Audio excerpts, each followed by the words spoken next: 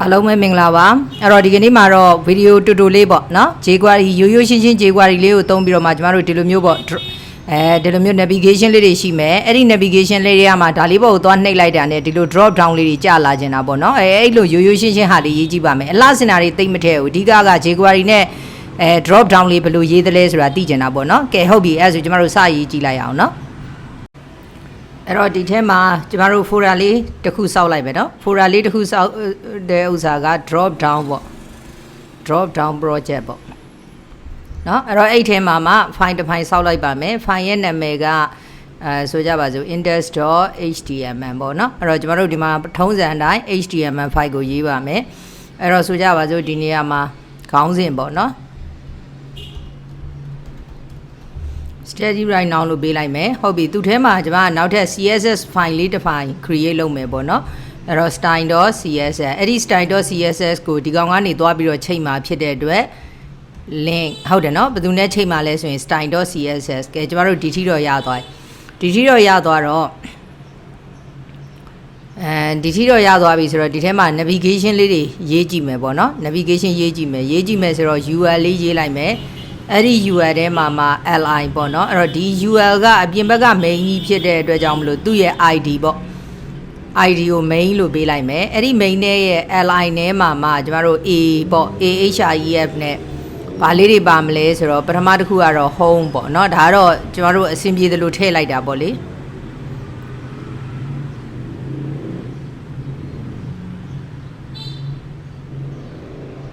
5ခုလောက်ထည့်လိုက်မယ်နော်အဲ့တော့ home ရယ်နောက်တစ်ခုကကျတော့home ရယ် review ပေါ့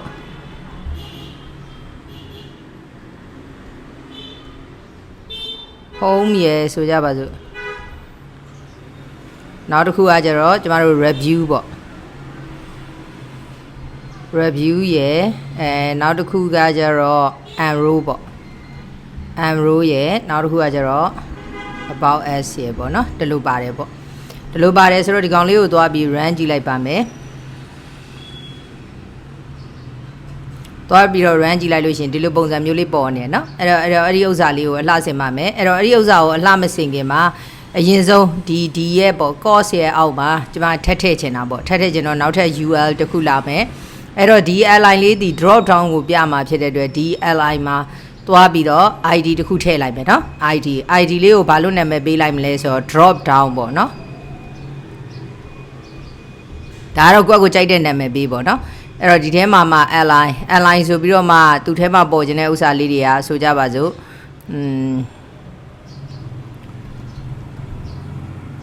Java ပေါ့ web design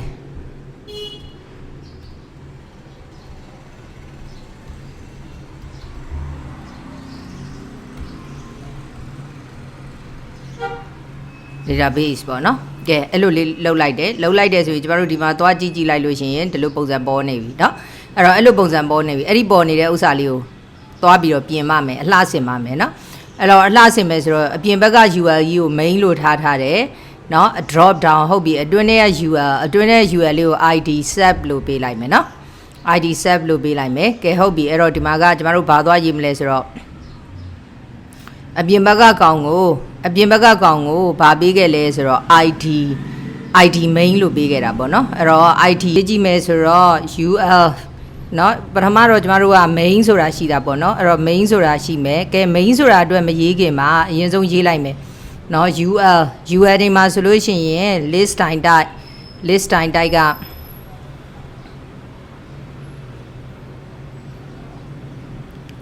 เนาะ list time type က name ထားမယ်ဘာလို့ဆိုတော့ list time မပေါ်ချင်ဘူးလေเนาะအဲ့တော့ list time type က name ထားမယ်နောက်တစ်ခုကကျတော့ petty ကို0ထားလိုက်မယ်เนาะ petty ကို0ထားလိုက်မယ်ဟုတ်ပြီအဲ့ဒါဆိုရင်ကျမတို့ဒီလိုပုံစံတော့ဖြစ်သွားပြီအဲ့တော့အဲ့လိုပုံစံဖြစ်သွားတဲ့ဥစ္စာကိုเนาะပြောင်းပါမယ်ကဲအဲ့လိုပုံစံတော့ဖြစ်သွားပြီအဲ့တော့ main ကိုကျမကနေပြီးတော့ background color blackเนาะအဲ့တော့ main ကို background color black သွားထားလိုက်တယ်ဆိုရင်ဒီလိုပုံစံဖြစ်သွားပြီเนาะကဲဟုတ်ပြီအဲ့ထဲကနေပြီးတော့မှဘာသွားရေးမလဲဆိုတော့ youဒီပေါ့နော် main ကို background color black ထားပြီးသူ့ထဲမှာရှိတဲ့စက်လုံးတွေပေါ့သူ့ထဲမှာရှိတဲ့စက်လုံးအရောင်ဒါကျမတို့ကနောက်ခံအရောင်ထားလိုက်တာ哦နောက်ခံအရောင်မဲထဲမှာဘာမှမမြင်အောင်ဖြစ်နေတယ်ဘာမှမမြင်အောင်ဖြစ်နေတော့ color ကိုဘာသွားထားလိုက်မလဲဆိုတော့အဖြူရောင်သွားထားကြည့်လိုက်မယ်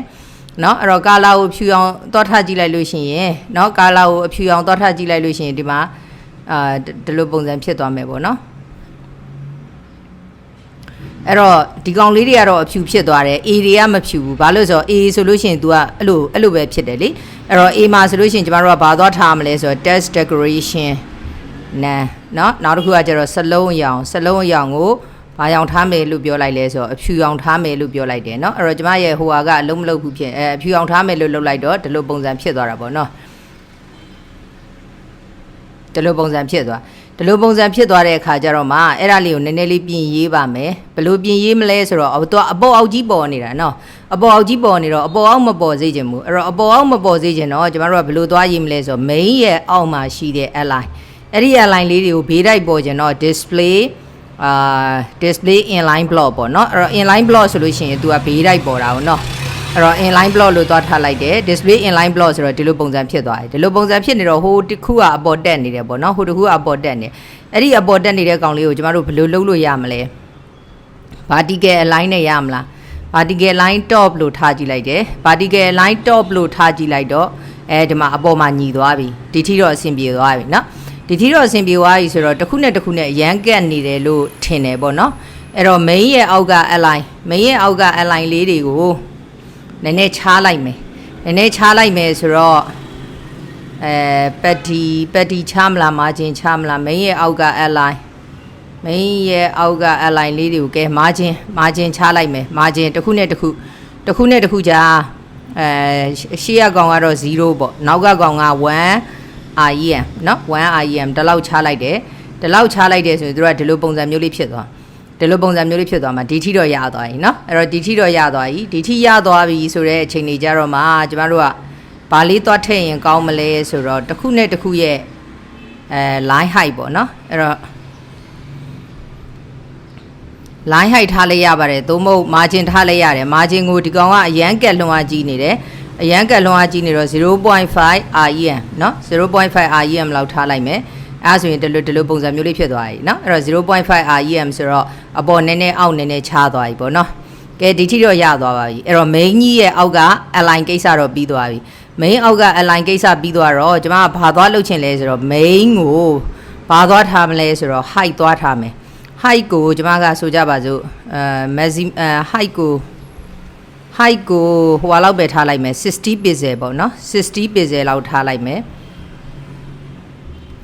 60 pixel လောက်သွားထားကြည့်လိုက်မယ်60 pixel လောက်သွားထားကြည့်လိုက်လို့ရှိရင်ဒီကောင်ကဘယ်လိုဖြစ်သွားမှာလဲဆိုတော့ဒီလောက်ဖြစ်သွားမယ်เนาะအဲ့တော့ဒီလောက်ဖြစ်သွားမယ်ဒီလောက်ဖြစ်သွားတော့နေဒီကောင်ကကျင်းလွှားကြီးနေတယ်လို့ထင်တယ်1 REM အတူတူဆိုရင်ဒီနောက်ကကောင်ကိုနည်းနည်းလေးထက်ချဲ့ရင်လည်းချဲ့လိုက်1.5 ပေါ့နော်1.5ဘေးလေးကနည်းနည်းလေးပိုကျနေတာကြည့်လို့ကောင်းတယ်လို့ထင်တယ်အဲ့ဒါဆိုရင်ဒီလိုပုံစံမျိုးလေးဖြစ်သွားပြီเนาะဒီလိုပုံစံမျိုးလေးဖြစ်သွားပြီကဲဒီထိတော့ရသွားပါပြီဒီထိတော့ရသွားတော့ကျွန်မကဘယ်ဟာကိုသွားရေးမလဲဆိုတော့ set ရဲ့အောက်မှာရှိတဲ့ align set ရဲ့အောက်မှာရှိတဲ့ align တွေကို line height သွားထားကြည့်လိုက်မယ်เนาะအဲ့တော့ line height ကိုဘယ်လောက်သွားထားလိုက်မလဲဆိုတော့250 ရာခိုင်နှုန်းလောက်ထားကြည့်လိုက်မယ် line height ကိုလေ250 ရာခိုင်နှုန်းလောက်ထားကြည့်လိုက်လို့ရှိရင် तू ကဒီလိုမျိုးလေးချားသွားပြီเนาะချားသွားပြီးသွားတော့မှအဲ့ဒီကောင်လေးတွေကိုဘာသွားထားမလဲဆိုတော့ background color black နော် background စလုံးအတန်အတွက်တွေတော့လွဲကုန် background color black နဲ့သွားထားလိုက်တယ်ဒီထိရသွားပြီနော်အဲ့တော့ဒီထိရသွားပြီဟုတ်ပြီ align လေးမှာခဏလေး main အောက်က align လေးမှာ margin လဲထားတယ်လို့ကျွန်မ petty လေးလဲသွားထားကြည့်လိုက်အောင်မယ် petty 0.5 REM နော် 0.5 REM ဒီလိုသွားထားလိုက်ပါဒီလိုသွားထားလိုက်မယ်ဆိုတော့ဟောဒီလိုပုံစံမျိုးလေးဖြစ်သွားတာပေါ့နော် 0.5 REM 0.5 REM petty သွားထားလိုက်တယ်မင်းရဲ့အောက်က align လေးတွေကိုဒီတိုင်းလေးဖြစ်သွားပြီနော်အဲ့တော့ test align ကဒီလိုလေးပဲကောင်းပါတယ်ကဲဟုတ်ပြီအဲ့ဆိုဒီထိရသွားပြီဒီထိရသွားတော့ကျမတို့ကဒီဘက်မှာဘယ်လိုရေးခဲ့လဲဆိုတော့ဒီဘက်မှာကျမတို့ရေးခဲ့တာကဟုတ်ပြီပြန်ချဲ့လိုက်မယ်နော်ဒီဘက်မှာကျမတို့ရေးခဲ့တာက drop down เนาะ drop down ဆိုတဲ့အောက်မှာတကယ်တော့ဒီထက်ပို့ပြီးတော့ အလှဆင်မယ်နော်ဒီထက်ပို့ပြီးတော့အလှဆင်မယ်လုပ်လို့ရတယ်လေနော်အဲ့တော့အခုတော့မလုပ်ရသေးဘူးဒီတိုင်းလေးပဲထားတယ်ပေါ့နော်ကဲဟုတ်ပြီအဲ့ထဲမှာကျွန်မဒီကောင်လေးကိုနှိပ်လိုက်ခါမှာဒီယောက်ကဟာဒီပေါ်လာကျင်တာပေါ့နော်ဟုတ်ပြီအဲ့ဒါလေးကိုသွားရေးပါမယ်အဲ့ဒါလေးကိုသွားရေးမယ်ဆိုတော့ကျမတို့ကဘာသွားရေးမလဲဆိုတော့ဒါလေးသွားထည့်ရင်ထည့်လိုက်မယ် UL ရဲ့အောက်မှာရှိတဲ့ဒီလိုသွားထည့်လိုက်ပါမယ် main ရဲ့အောက်မှာရှိတဲ့ align နော် main ရဲ့အောက်မှာရှိတဲ့ align ကို over လုပ်မယ်ဆိုရင် background color orange ပြောင်းလိုက်မယ်စလုံးရဲ့အရောင်ကို color ကို black ပေါ့အဲ့တော့ color ကို black ဆိုပြီးတော့သွားထားလိုက်တယ်နော်အဲ့တော့ color ကို black ဆိုပြီးသွားထားလိုက်တော့သူဘယ်လိုဖြစ်သွားမလဲဆိုတော့ကျမတို့ဒီမှာသွားထောက်လိုက်တယ်သူကဒီလိုပုံစံမျိုးလေးဖြစ်သွားမယ်ဒီလိုပုံစံမျိုးလေးเนาะထောက်လိုက်တာနဲ့သူကဒီလိုမျိုးလေးဖြစ်သွားတာပေါ့เนาะဒီလိုမျိုးလေးဒါကခုနကကျမတို့ဘာချခဲ့တာလဲဆိုတော့ 0.5 REM ပတ်တီချခဲ့တာပေါ့เนาะ 0.5 REM ပတ်တီချခဲ့တာဆိုတော့နေုံသူ့ကိုမချတော့โอเคမချတော့เนาะမချတော့ဘဲနဲ့သွားပြန်ကြည့်ပါမယ်သွားပြန်ကြည့်မယ်ဆိုဒီကောင်လေးကို refresh လုပ်ကြည့်လိုက်မယ်ထောက်တယ်ဒီလိုပုံစံဖြစ်တယ်ဒီလိုပုံစံဖြစ်တယ်ဒီလိုပုံစံဖြစ်တယ်ဒီလိုပုံစံဖြစ်တယ်ဒီလိုပုံစံเนาะအဲ့တော့ဒီလိုခက်ချင်းလေးတွေဖြစ်နေခက်ချင်းလေးတွေမဖြစ်ချင်ဘူးဆိုလို့ရှိရင်တော့ဒါကျမတို့ကသူ့ကိုနည်းနည်းလေးတော့ချပေးရမှာပေါ့လေနည်းနည်းလေးတော့ချပေးရမှာပေါ့နော်ကဲဟုတ်ပြီဒီထိရသွားပြီဆိုတော့နော်ဒီထိရသွားပြီဟုတ်ပြီဒီထိရသွားပြီအဲ့တော့ဒီထိရသွားပြီဆိုတဲ့အခါကျတော့သူ့ကိုနည်းနည်းပက်တီလဲချရင်ချလိုက်ပါပက်တီမချတော့ကြည့်ရတာနည်းနည်းတော့တစ်မျိုးဖြစ်နေတယ်ပက်တီချရင်လည်းချလိုက်ပါနော်ပက်တီကိုဟိုမှာသွားချလို့ရတယ်ကျမတို့က A မှာသွားချလိုက်လို့ရတယ် A မှာသွားချလိုက်လို့ရှိရင်ပို့ပြီးတော့အဆင်ပြေမယ်အဲ့တော့ဒီမှာပက်တီကိုဘယ်လောက်ချမလဲဆိုတော့ပက်တီကိုဟိုလောက်ယူလိုက်မယ်အပေါ်အောက်ကို 0.5 REM ဘေးတိုက်ကို1 REM เนาะဒီလောက်ယူကြည့်လိုက်မယ်ဆိုရင်ကျမတို့ဘယ်လိုပုံစံဖြစ်သွားမလဲဆိုတော့ဒီလိုမျိုးလေးเนาะဒီလိုမျိုးလေးဖြစ်သွားမှာပေါ့ပက်တီကเนาะအဲ့လိုပုံစံမျိုးလေးဖြစ်သွားမှာပေါ့เนาะပက်တီလေးကကဲဟုတ်ပြီဒီထိတော့ရသွားပြီရသွားတော့ဒီကောင်ကိုပက်တီချရင်ကျန်တဲ့ကောင်တွေကိုလည်းပက်တီလိုက်ချမယ်เนาะပက်တီလိုက်ချမယ်အဲ့တော့ခုနတုန်းကကျမတို့ချခဲ့တာ A မှာ 0.5 REM ကဲ1လောက်ထားကြည့်လိုက်မယ်သူ့ကို1.5 REM သူကမပြောင်းဘူးဖြစ်နေတယ်တော့ကျမတို့ကသူ့ကို display သွားထားရမယ်เนาะ inline block သွားထားလိုက်တယ်ကဲဟုတ်ပြီအဲ့ဒါသွားထားလိုက်တယ်အဲ့တော့အဲ့ဒါတွေနဲ့ပတ်သက်ပြီးတော့အသေးစိတ်ရှင်းတာကတော့ကျွန်မ web design ဟာလေးတွေမှာရှင်းထားရเนาะဒီလိုပုံစံမျိုးလေးတွေဖြစ်သွားပြီဒီလိုပုံစံမျိုးလေးတွေရသွားပြီเนาะဒီလိုပုံစံမျိုးလေးဖြစ်သွားပြီ okay ဒီထိတော့ရသွားပြီเนาะဒီထိတော့ရသွားပြီအဲ့တော့အောက်ကြီးထွက်နေတယ်မထွက်အောင်လုပ်ချင်တယ်ဘာဖြစ်လို့လဲကျမတို့ကခုနကယူလိုက်တဲ့ပမာဏကနည်းသွားတာเนาะဒီနေရာမှာယူလိုက်တဲ့ပမာဏကနည်းသွားတော့သူ့ကို80လောက်ထားကြည့်လိုက်မယ်80လောက်ထားကြည့်ပြီးတော့ကျမတို့ margin ထားခဲ့သေးတယ် margin ကလည်းများသွားတာပေါ့နော် margin ကို 0.5 နဲ့1လောက်ပဲထားလိုက်မယ်ဘာလို့ဆိုတော့ petty တွေထားတာဆိုတော့အရန်ကြီးများလွန်အားကြီးရင်じゃမကောင်းတော့ဘူးပေါ့နော်အဲ့တော့ဒါလေးကိုကြည့်မယ်ဆိုလို့ရှိရင်ကျမတို့ဒီလိုပုံစံမျိုးလေးဒီလိုပုံစံမျိုးလေးကောင်းတာကတော့ဒီ shade လေးတွေမှာကျမတို့ icon လေးတွေထည့်ရင်ကောင်းတယ်အခုတော့ကျမ icon ထည့်တာမပြောတော့ဘူးเนาะကဲဟုတ်ပြီဒီထိရသွားပြီတော့ကျမကဒီအောက်ကအတွဲလိုက်ကြီးကမပေါ်ခြင်းဘူးနော်ဒီအောက်ကအတွဲလိုက်ကြီးကမပေါ်ခြင်းဘူးအဲ့တော့အဲ့ဒီအောက်ကအတွဲလိုက်ကြီးကမပေါ်ခြင်းဘူးဘယ်ချိန်ကျမှပေါ်ခြင်းတာလဲဆိုလို့ရှိရင်ကျမတို့ကအပေါ်ကဟာလေးကိုနော် cost ဆိုတဲ့ဥစ္စာလေးကိုနှိပ်လိုက်မှပေါ်ခြင်းတာအဲ့တော့အောက်ကဟာကြီးကမပေါ်ခြင်းဘူးဆိုတော့အောက်ကဥစ္စာအဲ့ဒီဥစ္စာကိုဘာနဲ့ရေးခဲ့တာလဲဆိုတော့ဒီမှာ sub ထဲမှာရေးခဲ့တာ sub ကိုမပေါ်ခြင်းဘူး drop down ကိုနှိပ်မှပေါ်ခြင်းတာအဲ့တော့ sub ကိုမပေါ်ခြင်းဘူးဆိုတဲ့အတွက်ကြောင့်မလို့ကျမတို့က sub အတွက်သွားရေးပါမယ်အဲ့တော့ sub အတွက်ဘာသွားရေးလိုက်မလဲဆိုတော့ sub မှာဆိုလို့ရှိရင်ဘာသွားရေးလိုက်မလဲဆိုတော့ display none ဆိုတော့ထုံးစံအတိုင်းမပေါ်ဘူးပေါ့เนาะအဲ့တော့ဒီမှာသွားကြည့်မယ်ဒီမှာသွားကြည့်လိုက်လို့ရှိရင်ဒီမှာ display none ဆိုလို့ရှိရင်မပေါ်တော့ဘူးเนาะမပေါ်တော့ဘူးဟုတ်ပြီဘာလုပ်လိုက်မှပေါ်ကျင်တာလဲဒီပေါ်ကိုသွားပြီးတော့ mouse လေး click လိုက်မှပေါ်ကျင်တယ်အဲ့လိုလုပ်ချင်တာပေါ့เนาะအဲ့တော့ပေါ်လိုက်ပြောက်လိုက်လုပ်ချင်တယ်အဲ့ဒါလေးကိုသွားရေးပါမယ်အဲ့ဒါလေးကိုသွားရေးဖို့ရအတွက်ဆိုရင်ကျမတို့ကဘာနဲ့ချိန်ရမှာလဲဆိုတော့ jQuery နဲ့ချိန်ရပါမယ်အဲ့တော့ jQuery dot ကိုဝင်ကြည့်လိုက်မယ်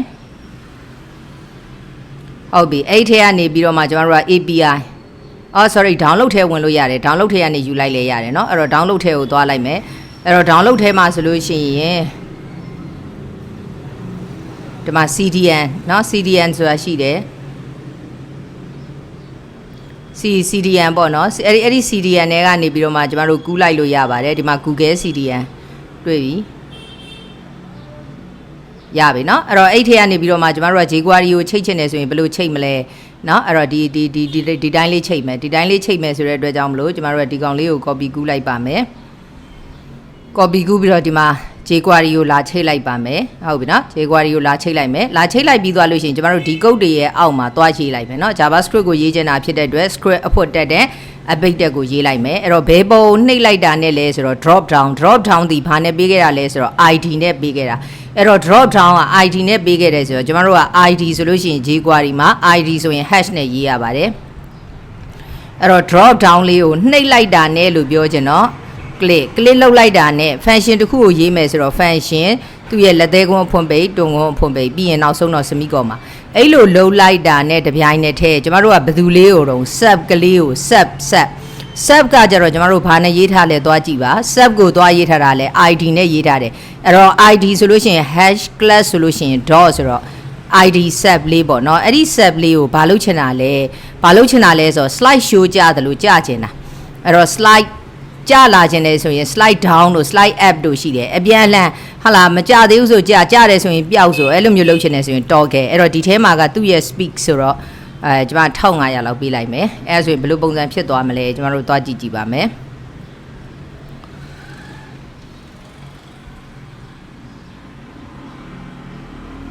ကြလာပြီเนาะအောက်မှာကြလာပြီသို့တော့ကြာလာပြီဆိုပြီးမနဲ့လို့မမြင်ရသေးဘူးသူကနည်းနည်းလေးနေတာပေါ့နော်ကြာလာပြီဆိုပြီးနဲ့လို့အထဲထဲကစာလေးတွေကမမြင်ရသေးဘူးဖြစ်နေအဲ့တော့အထဲထဲကစာလေးတွေသူကနည်းနည်းအထဲထဲကစာလေးတွေကိုပါမြင်အောင်လုပ်မယ်ပေါ့နော်အဲ့တော့မြင်အောင်လုပ်ရမယ်ပြီးတော့သူ့ကိုပြန်နှိပ်လိုက်တာနဲ့ဒီမှာသူ့ကိုပြန်နှိပ်လိုက်တာနဲ့ပျောက်သွားမှာဒါကဘာလို့နှေးနေတာလဲဘာလို့နှေးနေတာလဲဆိုရင်ကျမဒီမှာ1500ထားခဲ့လို့လေနော်အဲ့တော့1000လောက်ထားကြည့်လိုက်မယ်ဟုတ်ပြီဒီထိရသွားပြီဒီထိရသွားပြီးတော့ဒီမှာဘယ်လိုရေးခဲ့လဲဆိုတော့တစ်ချက်သွားကြည့်မယ်ဆိုတော့ဒီမှာ color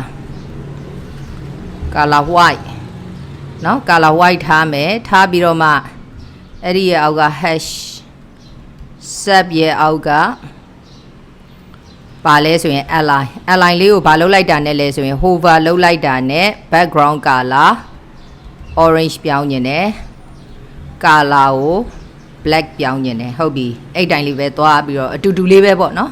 အတူတူလေးပဲသွားထည့်လိုက်ပါတယ်သွားထည့်လိုက်လို့ရှိရင်ဒီမှာထောက်တယ်ဒီမှာနှိပ်တယ်ကြာလာမယ်သွားထောက်တယ်တစ်ခုချင်းစီဒီလိုမျိုးဖြစ်သွားမယ်ပြန်နှိပ်တယ်ပြန်ပြောက်သွားမယ်เนาะဒါလေးကိုထောက်တယ်စသဖြင့်ဒီလိုမျိုး drop down လေးတွေလုပ်လို့ရပါတယ်ဒါလေးကတော့အလွယ်လေးလုပ်ပြတာပေါ့เนาะရှေ့မှာicon လေးတွေဘာလေးတွေထည့်ပြီးဒီထက်ပို့ပြီးတော့လှအောင်ရေးလို့ရတာပေါ့เนาะဒါကတော့ short video လေးပါကဲဟုတ်ပါပြီအဲ့တော့ကျေးဇူးတင်ပါတယ်ကျမတို့နောက် video lecture မှာပဲတွေ့ကြပါဦးမယ်